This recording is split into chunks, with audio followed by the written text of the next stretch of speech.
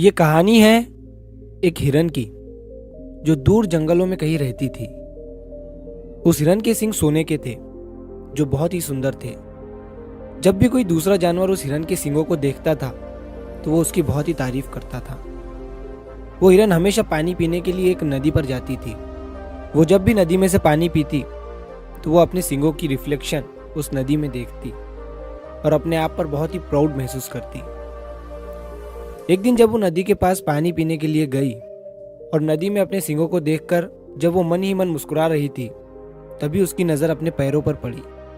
दरअसल उसके पैर बहुत ही काले, भद्दे और बेकार थे। उस हिरन की बॉडी सुनहरी कलर की थी और उसके सींग भी सोने के थे, लेकिन सिर्फ उसके पैर काले थे। वो इस बात से बहुत उदास रहती और जब भी किसी दूसरे जानवर से मिलती तो हमेशा अपने पैरों को छुपाने की कोशिश करती थी। उसे हमेशा अपने पैरों पर शर्म महसूस होती और वो हमेशा अपने पैरों को कोसती रहती।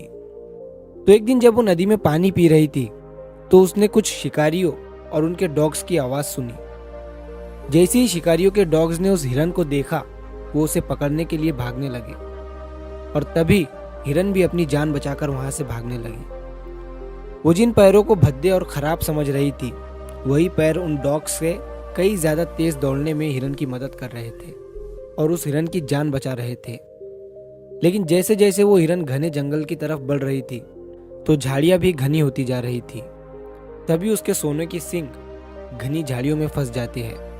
वो उस झाड़ियों से अपने सींगों को निकालने की बहुत कोशिश करती है, लेकिन कुछ नहीं होता है। और तभी पीछे से उन शिकारियों के डॉग्स भागते हुए आते हैं और उस हिरन को पकड़ लेते हैं और पकड़कर वहीं पर मार देते हैं। तभी उस हिरन ने अपनी मूर्खता को रियलाइज किया।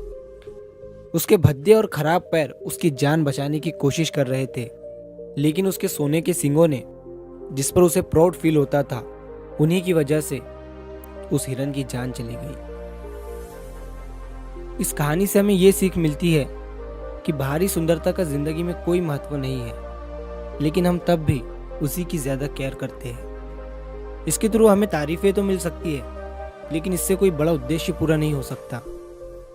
इसी तरह किसी भी चीज की असली वैल्यू उसकी होती है जो उसके अंदर होता है। हमारे अंदर की क्वालिटी और ताकत ही हमें हमारे बुरे समय में बचाती है और वही हमें कॉन्फिडेंस और रियल हैप्पीनेस देती है। तो अपने अंदर की चीज़ों पर ध्यान दीजिए, अपना कॉन्फिडेंस बूस्ट करिए, पॉजिटिव रहने की कोशिश करिए और कोई ना कोई न्यू स्किल सीखते रहिए। तो मिलता हूँ मैं अगली बार इसी तरह की मोटिवेशनल कहानी के साथ।